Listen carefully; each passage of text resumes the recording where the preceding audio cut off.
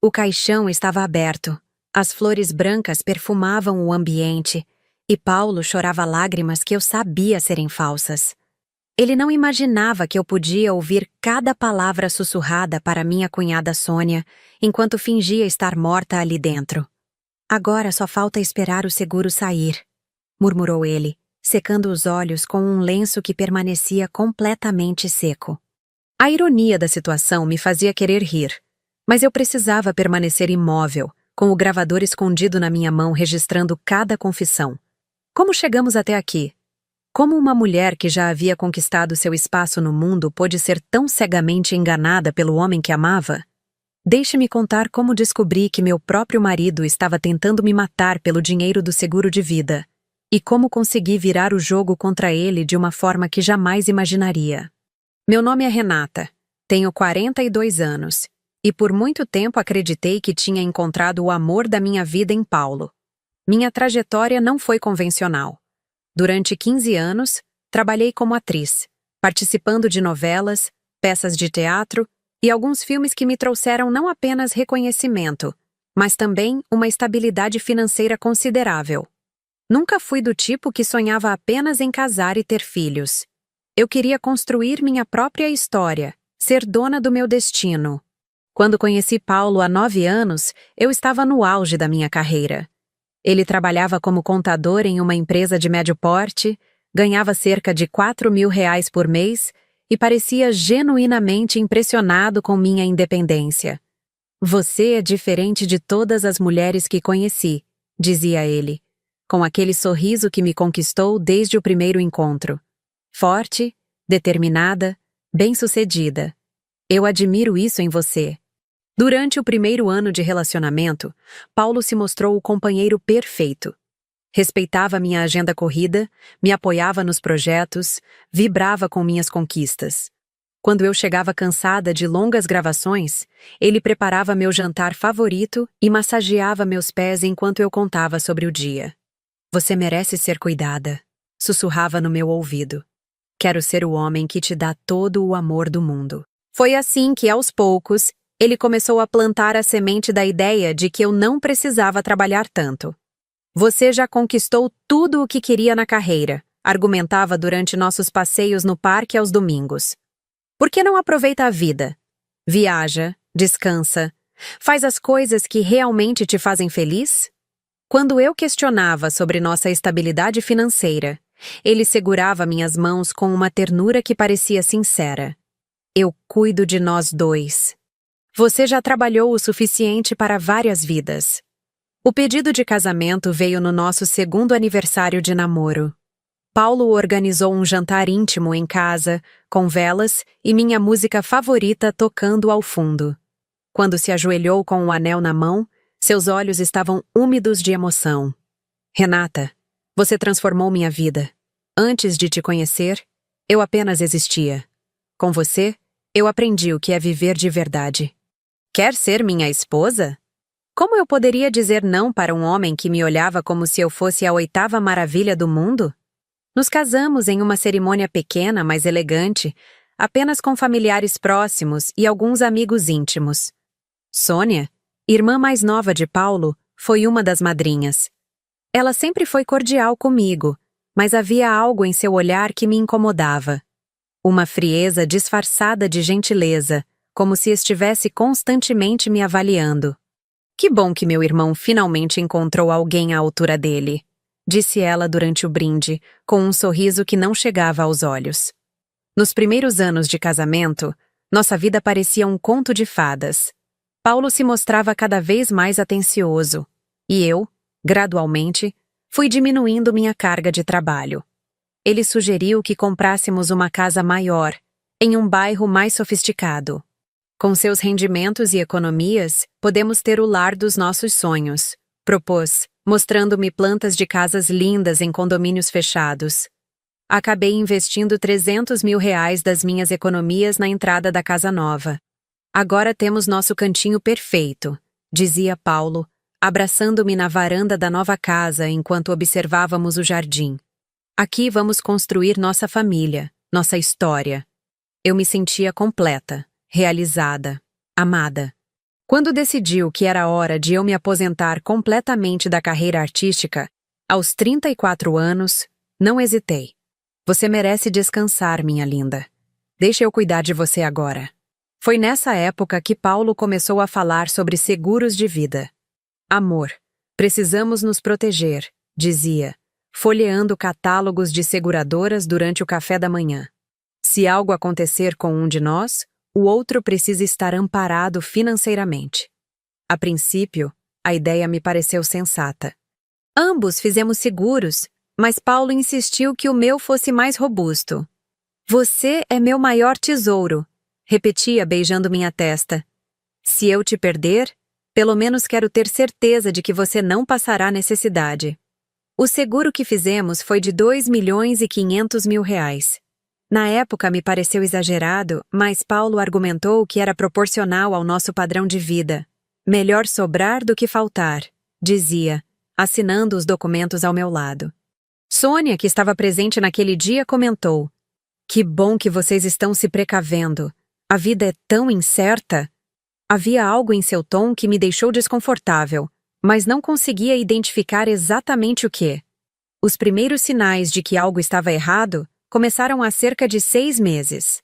Paulo ficou mais distante, mais pensativo. Quando eu perguntava se estava tudo bem, ele forçava um sorriso. Claro que sim, amor. Só estou preocupado com umas questões do trabalho. Mas suas noites se tornaram inquietas. Ele mexia no celular até tarde, sempre virando a tela para baixo quando eu me aproximava. Sônia começou a aparecer em casa com mais frequência. Eles sussurravam conversas na cozinha, que cessavam abruptamente quando eu aparecia. Estávamos só conversando sobre a situação financeira da família, explicava Paulo quando eu questionava. A Sônia está passando por umas dificuldades.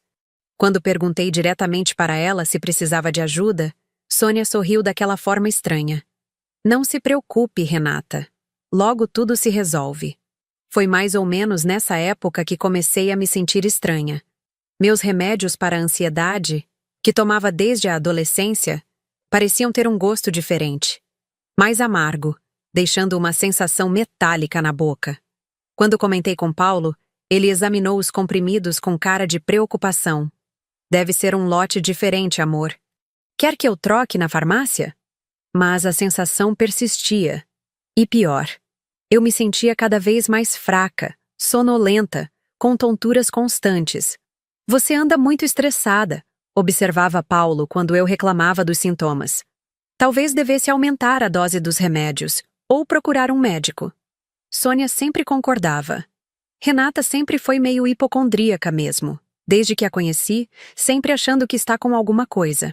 Suas risadas soavam forçadas, mas Paulo sempre a apoiava com acenos de cabeça.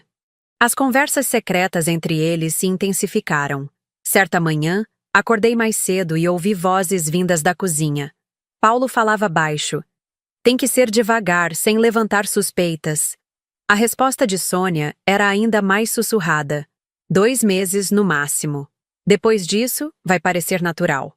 Quando desci para o café, ambos estavam sentados à mesa, folheando revista de decoração como se nada tivesse acontecido. Bom dia, minha linda, disse Paulo, beijando minha bochecha. Dormiu bem? Minha saúde continuava deteriorando. Os desmaios se tornaram mais frequentes. Paulo sempre estava por perto quando eles aconteciam, me carregando para o sofá, oferecendo água, demonstrando uma preocupação que parecia genuína. Vou marcar uns exames para você, dizia, acariciando meus cabelos. Não podemos deixar isso passar. Mas os exames nunca eram marcados. Sempre havia uma desculpa. A agenda do médico estava lotada. Era melhor esperar os sintomas diminuírem. O laboratório estava em greve. Comecei a notar outros detalhes estranhos. Meus cosméticos pareciam ter sido mexidos. Pequenos objetos mudavam de lugar na casa. Certa vez, encontrei Paulo vasculhando minha bolsa. Estava procurando uma caneta. Explicou, sem me olhar nos olhos. Sônia observava tudo de longe, com uma expressão que já não conseguia mais disfarçar. Pura expectativa. Foi durante um jantar que tudo começou a se esclarecer. Paulo havia preparado minha refeição favorita. Risoto de camarão. Fiz com todo carinho para minha princesa, disse, servindo um prato generoso. Enquanto comíamos, Sônia fez um comentário aparentemente inocente. É uma pena que as pessoas às vezes partem tão cedo da vida. Ontem soube de uma conhecida que morreu de repente. Era jovem ainda. Paulo quase engasgou com a comida. A vida é muito frágil mesmo. Ainda bem que vocês têm o seguro, continuou Sônia me encarando diretamente. Pelo menos um dos dois fica bem amparado caso aconteça alguma coisa. Havia um brilho estranho em seus olhos, uma satisfação mal disfarçada. Paulo mudou rapidamente de assunto, mas percebi que suas mãos tremiam ligeiramente ao segurar o garfo. Naquela noite, fingi estar dormindo quando ouvi Paulo falando ao telefone no escritório. Caminhei silenciosamente até a porta entreaberta e consegui ouvir fragmentos da conversa. Está funcionando. Mais 2 semanas. Ninguém vai suspeitar. Morte natural. Meu coração disparou. Sobre o que ele estava falando? Com quem estava conversando a essa hora da madrugada? No dia seguinte, resolvi investigar. Enquanto Paulo estava no trabalho, vasculhei discretamente seus pertences. No armário do escritório, encontrei uma caixa escondida atrás de livros velhos. Dentro dela, havia vários frascos pequenos de substâncias que eu não reconhecia, além de papéis com anotações sobre dosagens e sintomas. Uma das anotações dizia: 3 gotas por dia nos comprimidos. Sintomas aparecem em 15 dias. Morte em 45 dias. Minha visão ficou turva. As pernas fraquejaram. Paulo estava me envenenando. Lentamente, meticulosamente, ele estava me matando. Coloquei tudo de volta no lugar, com as mãos tremendo, tentando processar a descoberta. Meu próprio marido, o homem que jurou me amar e proteger, estava tentando me assassinar pelo dinheiro do seguro de vida. Precisava de ajuda, mas não sabia em quem confiar. Foi então que me lembrei de Carlos, um delegado que conheci durante as gravações de uma série policial 5 anos atrás. Éramos amigos, e ele sempre disse que podia contar com ele para qualquer coisa. Com mãos trêmulas, peguei o telefone e disquei seu número. Carlos, é a Renata. Preciso te ver urgentemente. É sobre vida ou morte. Minha voz saía embargada, carregada de desespero. Carlos percebeu imediatamente a gravidade da situação. Onde você está? Vou até aí agora.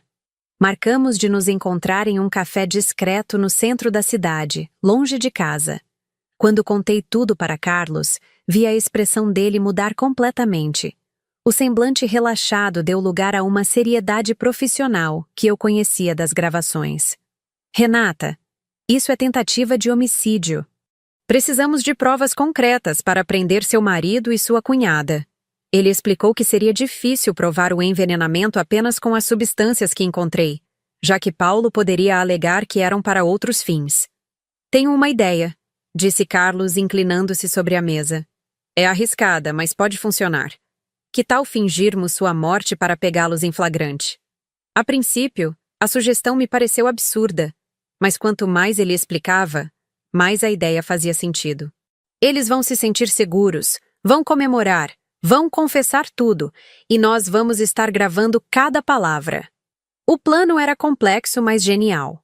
Carlos conseguiria falsificar um atestado de óbito, alegando morte por causas naturais. Organizaríamos um velório real, com direito a caixão, flores e tudo mais. Eu ficaria deitada lá dentro, imóvel, com um gravador escondido, enquanto Carlos e sua equipe se posicionariam estrategicamente para documentar as reações de Paulo e Sônia. Vai ser a performance mais importante da sua carreira, disse Carlos, tentando relaxar o clima tenso. E também a mais perigosa. Tem certeza de que consegue ficar imóvel por horas, mesmo ouvindo confissões terríveis? Assenti com determinação. Depois de anos sendo envenenada pelo homem que amava, eu estava disposta a qualquer coisa para vê-lo pagar pelo que fez. Preparamos tudo nos mínimos detalhes. Carlos conseguiu a colaboração de um médico amigo, que assinou o atestado falso. O Corpo de Bombeiros e o IML foram informados discretamente sobre a operação. A funerária colaborou, fornecendo um caixão especial com um sistema de ventilação discreto que me permitiria respirar normalmente durante o velório. Parei imediatamente de tomar os remédios que Paulo me dava. Em poucos dias, já me sentia mais alerta, mais forte. Paulo notou a melhora e aumentou a insistência. Amor, você esqueceu de tomar seus comprimidos hoje. Quer que eu pegue para você? Inventei desculpas. Disse que estava me sentindo melhor, que talvez pudesse diminuir a dosagem gradualmente. Não é bom parar de repente, argumentava ele, com uma preocupação falsa que agora eu conseguia enxergar claramente. Pode ter efeito rebote. É melhor continuar tomando certinho. Sônia sempre apoiava. Paulo tem razão, Renata. Medicamento é coisa séria. Não pode parar assim do nada. Mas eu me mantinha firme, inventando desculpas cada dia mais elaboradas. Na véspera da encenação, Carlos me telefonou para os últimos ajustes. Lembre-se, você precisa ficar completamente imóvel. Nem se Paulo tocar em você, nem se disser coisas terríveis. Qualquer movimento pode estragar a operação. Respirei fundo. Eu consigo. Esperei por isso durante 6 meses. Carlos parecia preocupado. Tem certeza de que quer fazer isso? Ainda podemos tentar outro método. Não, respondi com firmeza. Quero ouvir da boca dele exatamente por que decidiu me matar. Preciso dessa confirmação para conseguir seguir em frente. Carlos suspirou do outro lado da linha. Então vamos em frente. Amanhã, às 9 horas da manhã, você morre. Às 10 horas, chegam os socorros. Às 11, o corpo vai para o IML. Às 15 horas, começamos o velório. Naquela última noite, deitada ao lado de Paulo, observei seu rosto adormecido e tentei encontrar algum vestígio do homem por quem me apaixonei. Onde estava o Paulo carinhoso que me conquistou? Quando exatamente ele decidiu que eu valia mais morta do que viva? As perguntas martelavam em minha mente, mas em poucas horas eu teria todas as respostas. Na manhã seguinte, Paulo saiu para trabalhar como sempre. Às 9 horas em ponto, Carlos chegou com a equipe médica falsa. Tomei um sedativo leve para parecer mais pálida e me deitei no chão da sala. Está preparada? Perguntou Carlos. Sim, sussurrei. Vamos acabar com isso de uma vez por todas. O médico confirmou minha morte quando Paulo chegou do trabalho. A reação dele foi perfeita. Choro, desespero, gritos de "não pode ser". Quem visse de fora acreditaria completamente que acabara de perder a esposa amada. Ela estava bem esta manhã. Soluçava para o médico. Como pode ter acontecido tão de repente? O médico explicou sobre problemas cardíacos silenciosos, especialmente em mulheres com histórico de ansiedade. Sônia chegou meia hora depois, já informada por Paulo. Sua reação também foi convincente. Lágrimas, abraços, palavras de consolo. Coitada da Renata, murmurava, segurando as mãos do irmão. Pelo menos ela não sofreu. Mas enquanto abraçava Paulo, pude ver seu reflexo no espelho da sala. Ela estava sorrindo. O velório foi marcado para o dia seguinte, na funerária que Carlos havia escolhido. Durante toda a tarde, amigos e familiares vieram se despedir. Paulo representou o papel do viúvo enlutado com perfeição, recebendo as condolências com dignidade e tristeza aparente. Sônia permanecia ao lado dele, oferecendo apoio fraternal e palavras de conforto aos visitantes. No dia do velório, cheguei à funerária 2 horas antes do início oficial. Carlos me explicou como funcionaria o gravador. Vai ficar na sua mão direita, escondido entre os dedos. Tem autonomia de 6 horas e captação excelente. Mesmo sussurros vão ser registrados claramente. Me posicionei no caixão, ensaiando a posição mais confortável para ficar imóvel durante horas. A partir de agora, você está morta, disse Carlos, ajustando as flores ao redor do caixão.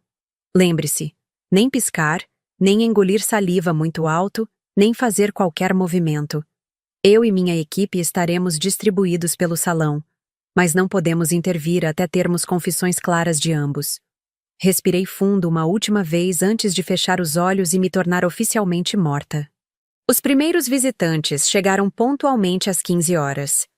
Ouvi passos, sussurros, choros abafados. Reconheci as vozes de colegas da época de atriz, vizinhos, alguns parentes distantes. Todos expressavam surpresa pela morte súbita. Comentavam como eu parecia saudável. Ofereciam condolências sinceras a Paulo. Durante as primeiras 2 horas, Paulo e Sônia mantiveram a fachada perfeitamente. Ele agradecia as condolências com voz embargada. Ela distribuía abraços e lenços de papel. Ouvi quando minha antiga empresária disse: Renata era tão jovem ainda, tinha tanta vida pela frente. Paulo respondeu: ela sempre teve problemas cardíacos. Eu vivia pedindo para ela se cuidar mais. Mentira. Eu nunca tive problemas cardíacos. Mas ninguém ali sabia disso, e o comentário reforçava a versão oficial da morte. Sônia complementou: Renata vivia estressada, ansiosa. Infelizmente, essas coisas cobram seu preço. Mais mentiras, construindo uma narrativa que justificasse minha morte precoce. Conforme a tarde avançava, o número de visitantes diminuía. Por volta das 18 horas, restavam apenas Paulo, Sônia e mais 2 casais de amigos próximos. Foi quando ouvi a primeira conversa suspeita. Paulo cochichou no ouvido de Sônia. Menos gente do que eu esperava. Ela respondeu: melhor assim.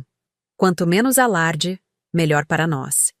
Às 19 horas, os últimos visitantes se despediram. Paulo e Sônia ficaram sozinhos comigo no salão. Achei que finalmente ouviria as confissões, mas eles permaneceram cautelosos. Vou sentir falta dela, disse Paulo, sua voz ecoando no salão vazio. Mesmo com todos os defeitos, foi uma boa esposa. Sônia murmurou algo que não conseguia ouvir direito. A noite se arrastou. Paulo e Sônia se revezavam fazendo vigília, ora conversando baixinho, ora permanecendo em silêncio. Por volta das 22 horas, Paulo saiu para fumar. Sônia se aproximou do caixão e sussurrou: finalmente conseguimos, não é mesmo? Agora você não está mais no caminho. Meu coração disparou, mas consegui permanecer imóvel. Quando Paulo voltou, Sônia estava mais à vontade. Você acha que alguém pode suspeitar de alguma coisa? Perguntou ela. Paulo olhou ao redor, verificando se estavam realmente sozinhos. Não vejo como. Os sintomas foram graduais. Ela vinha se queixando há meses. O médico nem quis fazer autópsia. Era a primeira confirmação clara de que haviam planejado minha morte. E sobre o dinheiro? Continuou Sônia. Quanto tempo demora para o seguro liberar? Paulo se aproximou mais dela, baixando ainda mais a voz. O advogado disse que até 60 dias. Como não houve autópsia e a causa da morte foi natural, não deve ter complicações. Eles estavam discutindo abertamente sobre o dinheiro do meu seguro de vida. 2.500.000 reais, murmurou Sônia, e pude ouvir a ganância em sua voz. Nunca pensei que chegaria o dia. Paulo riu baixinho. Eu falei que tinha um plano, só precisava de paciência. As confissões estavam começando, mas ainda precisava de algo mais explícito, mais incriminador. Por volta da meia-noite, eles ficaram mais descuidados. Paulo puxou uma cadeira para perto do caixão e se sentou. Sabe, Sônia, tem hora que me impressiono comigo mesmo. Conseguir fazer isso durante 6 meses, sem ela suspeitar de nada? Acho que nasci para ser ator. Sônia riu. Você sempre foi bom em mentir. Lembra quando éramos crianças? Mas desta vez foi diferente. Continuou Paulo, sua voz ganhando um tom mais sombrio. Conviver com ela todos os dias, vê-la ficando cada vez mais fraca, sabendo que era por minha causa. Teve momentos que quase desisti. Sônia se aproximou e pôs a mão no ombro do irmão. Mas você persistiu. E agora, olha onde chegamos. O pior era quando ela reclamava dos sintomas, admitiu Paulo. As tonturas, os desmaios, a fraqueza. Era exatamente o que eu queria. Mas ela olhava para mim com tanta confiança, esperando que eu a ajudasse. Sua voz carregava uma culpa que contrastava com a satisfação pelo resultado obtido. Sônia suspirou. Pelo menos foi rápido no final. Eu achei que demoraria mais.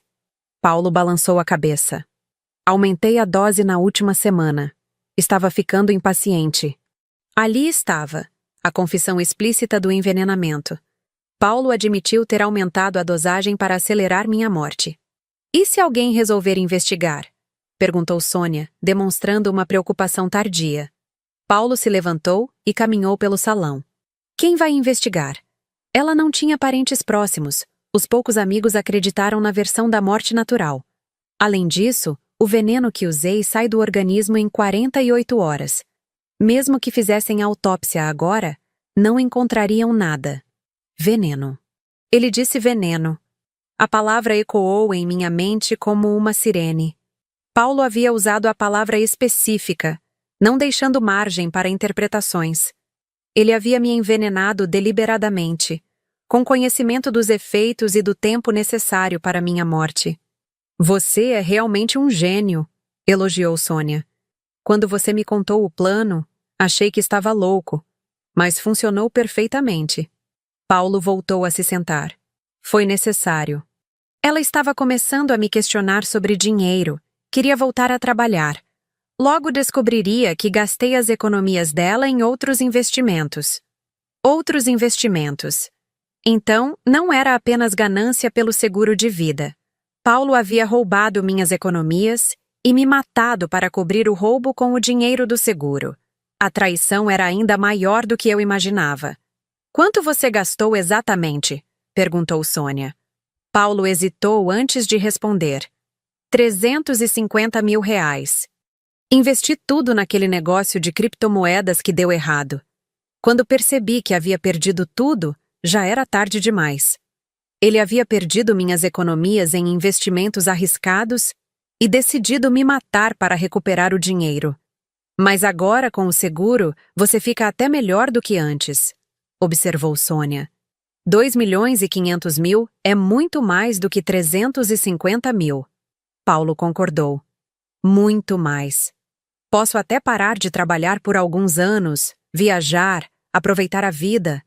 Renata sempre quis viajar para a Europa. Irônico que eu vá realizar esse sonho dela depois que ela morreu. A crueldade do comentário me deixou nauseada.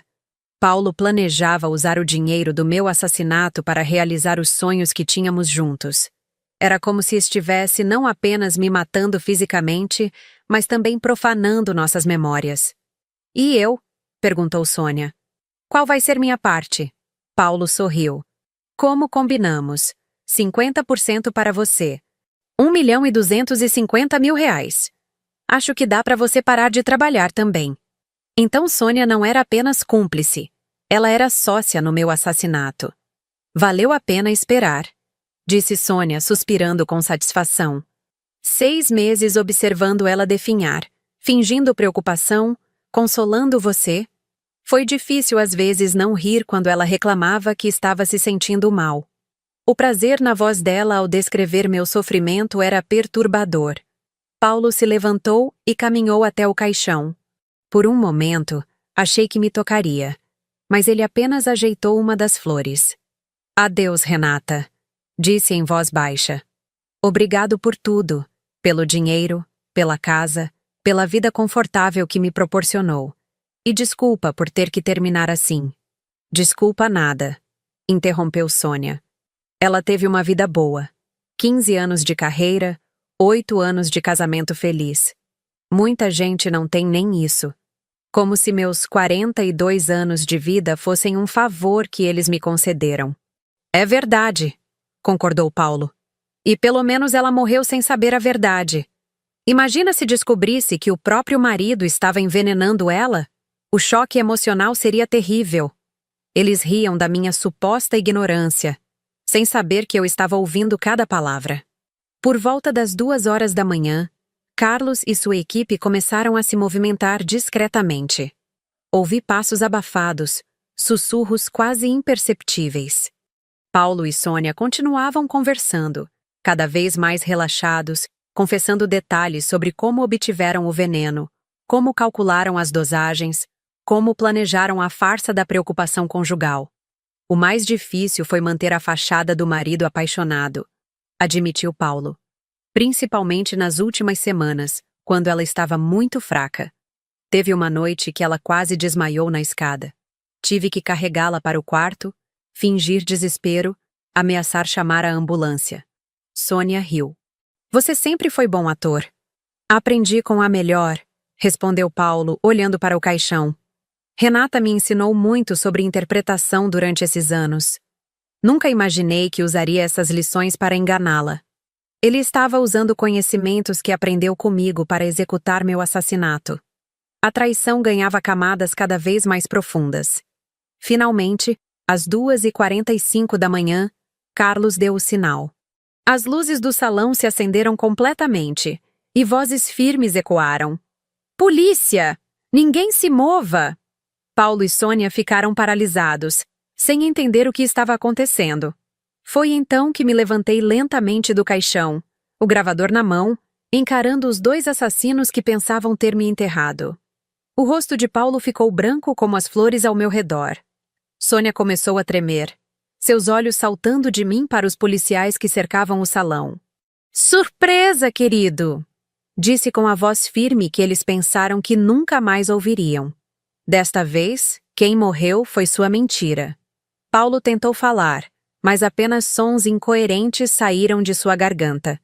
Suas pernas fraquejaram, e ele se apoiou na parede, como se estivesse vendo um fantasma.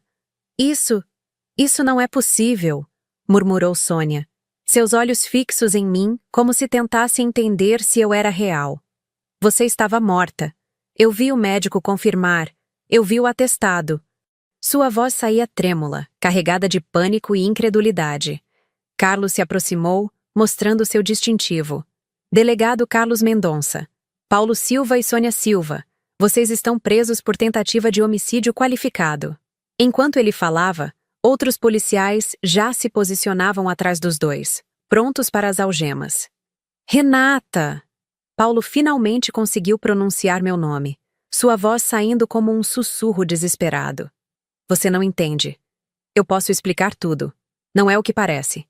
Ainda tentava me manipular, mesmo diante das evidências irrefutáveis.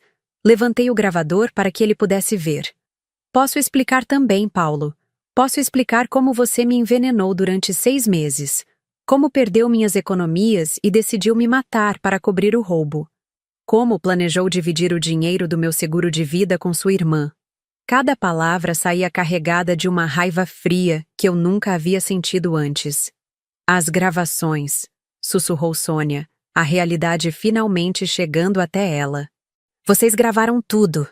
Suas pernas também fraquejaram, e ela se sentou pesadamente em uma das cadeiras do velório. Cada palavra, confirmei, olhando diretamente nos olhos dela. Cada detalhe sobre como vocês planejaram meu assassinato, como riram do meu sofrimento, como dividiram o dinheiro antes mesmo de eu estar morta. Minha voz estava controlada, mas por dentro eu fervia de indignação. Paulo tentou se aproximar de mim, mas os policiais o impediram. Renata, por favor. Você tem que me ouvir. Eu nunca quis que chegasse a isso. Foi a Sônia que... Ele tentava jogar a culpa na irmã, como um covarde típico. Mentira! Gritou Sônia, finalmente encontrando sua voz. Foi ideia dele desde o começo. Ele que me procurou dizendo que precisava do meu dinheiro, que tinha perdido tudo no jogo. A situação degenerou rapidamente, com os dois tentando culpar um ao outro. Carlos interveio. Vocês terão tempo de contar suas versões na delegacia. Por ora, estão presos em flagrante. Ele fez um sinal para os outros policiais, que se aproximaram com as algemas. Espera! Paulo gritou, se debatendo quando sentiram as algemas tocarem seus pulsos. Isso é armação. Ela fingiu a própria morte. Isso tem que ser crime também. Sua voz saía histérica, desesperada. Fingir a própria morte não é crime quando é para desmascarar assassinos, respondeu Carlos calmamente.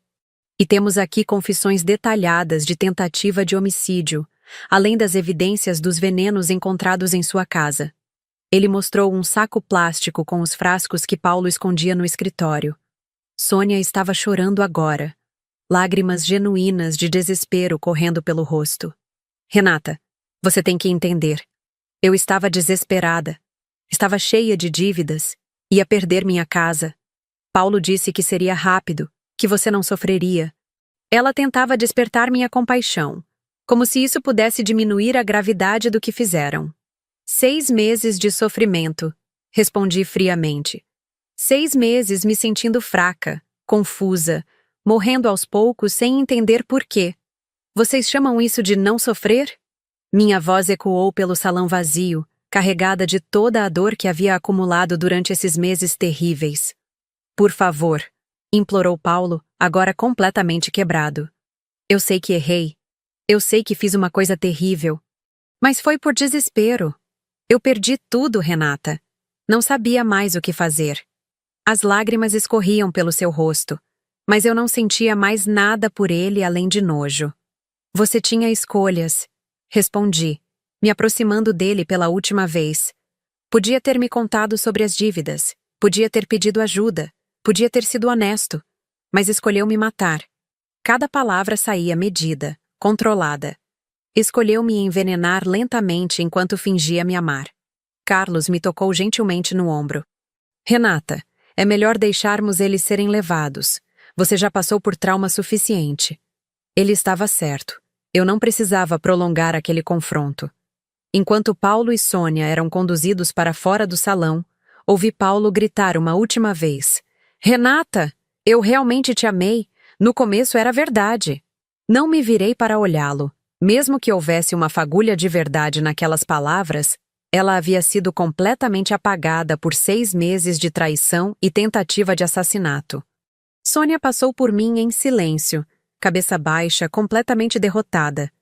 No último momento ela sussurrou. Me desculpa. Eu não respondi. Não havia perdão possível para o que eles fizeram. Quando o salão ficou vazio, apenas eu e Carlos permanecemos. O silêncio era ensurdecedor depois de horas de tensão.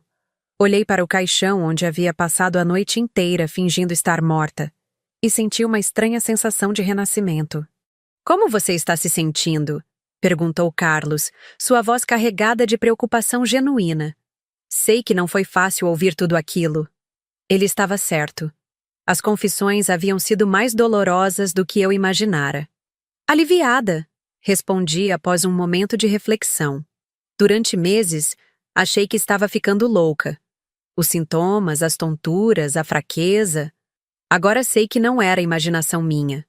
Era libertador finalmente ter todas as respostas. E traída, acrescentei, sentindo o peso emocional da descoberta. Não é apenas o fato de ele ter tentado me matar. É saber que durante 8 anos convivi com uma pessoa que eu não conhecia realmente, que era capaz de algo assim. A traição emocional doía tanto quanto a física. Carlos se sentou em uma das cadeiras do velório. Infelizmente, isso é mais comum do que imaginamos. Pessoas que vivem duplas vidas, que são capazes de manter máscaras por anos. Ele falava com a experiência de quem já havia visto muitos casos similares. O que acontece agora? Perguntei, finalmente me afastando do caixão que havia sido minha prisão voluntária. Quais são as consequências legais para eles? Eu precisava saber que justiça seria feita. Com as confissões gravadas e as evidências dos venenos, eles enfrentam acusações de tentativa de homicídio qualificado, explicou Carlos. Podem pegar de 12 a 30 anos de prisão. Além disso, há as questões do dinheiro roubado e da fraude do seguro. A justiça seria severa. E eu? Perguntei, ainda processando tudo o que havia acontecido. Há consequências legais para mim por ter fingido minha morte? Era uma preocupação que havia me incomodado durante todo o planejamento. Carlos balançou a cabeça. Nenhuma. Você foi vítima de tentativa de homicídio e usou um método não convencional para obter evidências. Qualquer juiz entenderá que foi em legítima defesa. Isso me tranquilizou consideravelmente. Saímos da funerária quando o sol já começava a nascer. Depois de uma noite inteira no caixão, sentir a brisa matinal no rosto foi uma sensação indescritível de liberdade. Onde você vai ficar? Perguntou Carlos enquanto caminhávamos até seu carro. Não sei ainda. Admiti. Obviamente não posso voltar para casa. Pelo menos não por enquanto. A casa que eu havia ajudado a comprar com minhas economias estava agora contaminada por memórias terríveis. Tenho uma sugestão, disse Carlos, parando antes de abrir a porta do carro. Minha irmã tem um apartamento de temporada que está vazio. Você pode ficar lá o tempo que precisar, até decidir o que fazer da vida. A oferta era generosa e necessária.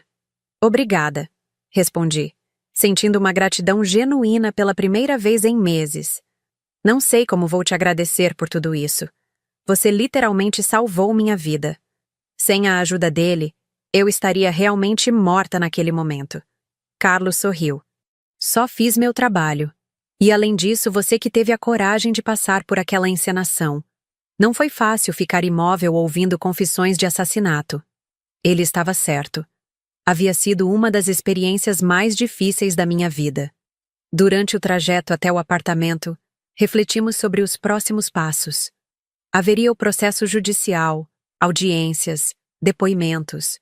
Eu teria que reviver toda essa história várias vezes nos próximos meses. Mas também haveria a oportunidade de reconstruir minha vida. Você pretende voltar a atuar? Perguntou Carlos quando paramos em frente ao prédio. Era uma pergunta que eu havia feito a mim mesma durante as longas horas no caixão. Talvez, respondi, observando o movimento matinal na rua. Mas agora sei que tenho outras possibilidades. Posso escrever sobre essa experiência. Posso ajudar outras mulheres que passam por situações similares. A ideia de transformar meu trauma em algo útil para outras pessoas me parecia reconfortante. O apartamento era simples, mas acolhedor. Depois de meses me sentindo como uma estranha na minha própria casa, ter um espaço onde me sentia segura era precioso. Carlos me entregou as chaves e partiu, prometendo me manter informada sobre o andamento do caso. Sozinha, finalmente, permiti-me chorar. Não de tristeza, mas de alívio. Alívio por estar viva. Alívio por ter descoberto a verdade.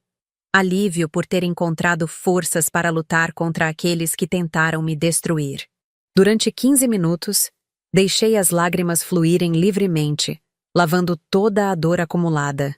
Depois, tomei um banho longo e quente, como se estivesse literalmente me limpando de todo o veneno que Paulo havia colocado em minha vida. Quando me olhei no espelho, vi uma mulher diferente, mais forte, mais determinada. Uma sobrevivente. Liguei para minha antiga empresária, Maria Helena, e contei uma versão resumida dos acontecimentos. Ela ficou chocada, ofereceu todo o apoio necessário e sugeriu que eu considerasse escrever um livro sobre a experiência. Sua história pode ajudar muita gente, disse ela, e você sempre teve talento para a narrativa. Nos dias seguintes, os jornais cobriram intensamente o caso. Atriz finge própria morte para desmascarar marido assassino era o título que mais se repetia. Recebi dezenas de ligações de emissoras de TV querendo entrevistas, mas decidi me manter afastada da mídia até o julgamento. Paulo e Sônia permaneceram presos preventivamente. Soube por Carlos que Paulo tentou alegar insanidade mental, mas as gravações mostravam claramente a premeditação e lucidez em seus atos. Sônia confessou tudo em troca de uma redução de pena, confirmando cada detalhe que eu havia ouvido no velório. O processo de recuperação emocional foi longo. Tive pesadelos durante semanas, sempre sonhando que estava realmente morta no caixão.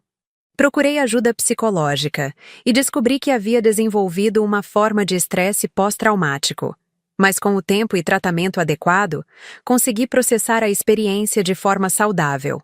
3 meses depois do velório, Paulo foi condenado a 25 anos de prisão por tentativa de homicídio qualificado, estelionato e apropriação indébita. Sônia recebeu 15 anos como cúmplice. Durante o julgamento, Paulo tentou mais uma vez me convencer de que havia me amado de verdade, mas suas palavras soaram vazias como sempre foram. Com a ajuda de um advogado, consegui recuperar os R$350 mil que Paulo havia roubado de minhas economias. Também cancelei o seguro de vida que havia se tornado o motivo da minha quase morte. Ironicamente, o dinheiro que eles tanto cobiçaram nunca chegou perto deles. Hoje, 1 ano depois daquela noite terrível na funerária, Posso dizer que renasci de verdade. Voltei a atuar, consegui papéis em 2 peças teatrais importantes e estou escrevendo um livro sobre minha experiência. Mais importante ainda, aprendi a confiar novamente em mim mesma e em meu instinto.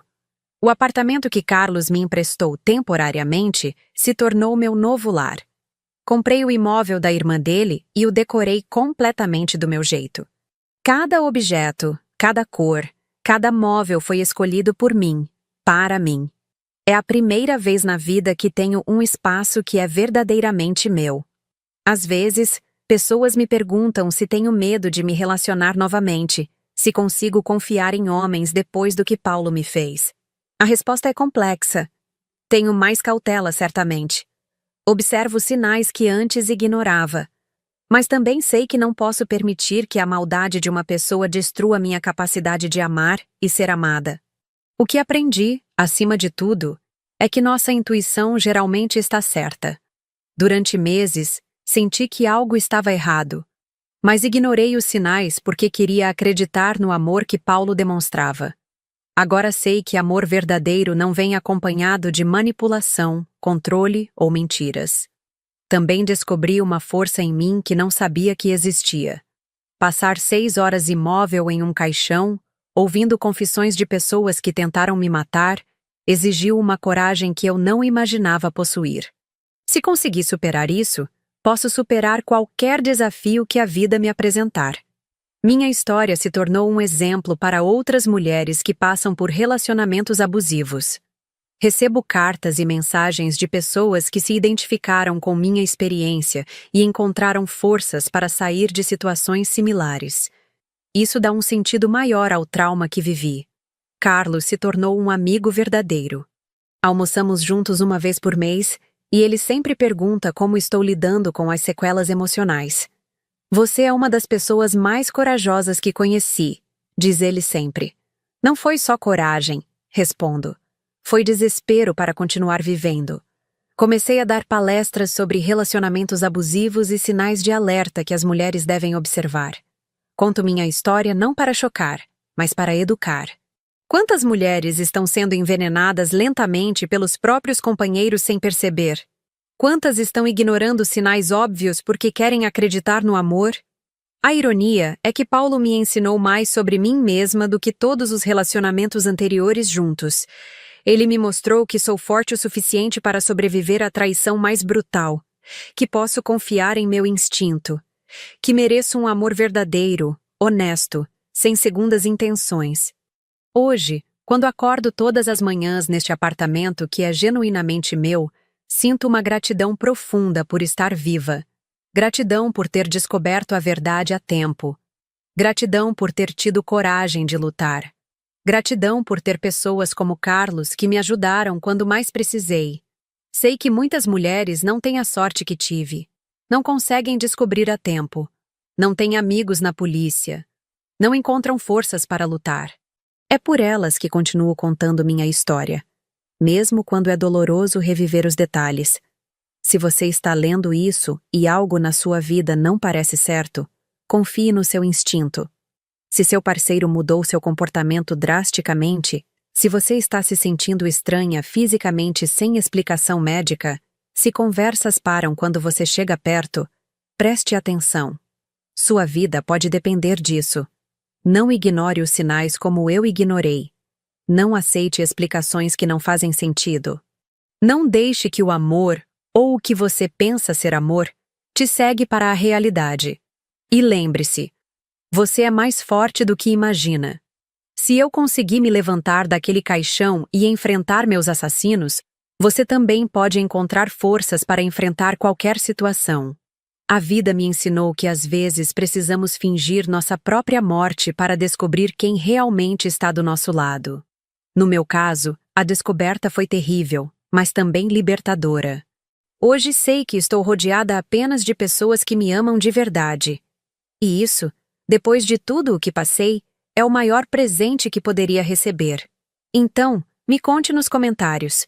Vocês já sentiram que algo estava errado em seus relacionamentos, mas tentaram ignorar? Já perceberam mudanças estranhas em pessoas próximas que depois se revelaram sinais de alerta? Suas experiências podem ajudar alguém que está passando pela mesma situação agora. Às vezes, uma palavra de apoio ou o relato de uma experiência similar pode ser exatamente o que alguém precisa para encontrar coragem de agir. Lembrem-se, confiem sempre em seus instintos. Eles podem salvar suas vidas.